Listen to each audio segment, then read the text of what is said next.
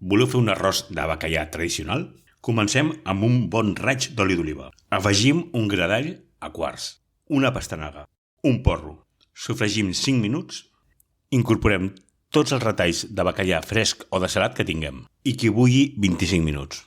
Amb una cassola bastant plana, oli d'oliva, 2 cebes, un pebrot verd i un pebrot vermell. Anem sofregint i remenant que no es cremi. A la mitja hora incorporem 2 carxofes laminades i 4 tomàquets ratllats. Continuem sofregint. 40 minuts després, quan el tinguem així d'eixut, li toca el bacallà esqueixat. Un minutet. I ara incorporem el fumet ben calent. En quan arranqui el bull, uns quants pèsols, una mica de coliflor i arròs varietat Bahia. Als 9 minuts ens enduiem l'arròs al forn a 180 graus. 4 minuts. Aquí el tenim acabat. Podeu seguir la recepta amb més explicacions i detalls al nostre canal de YouTube. Cuineu i cuideu-vos.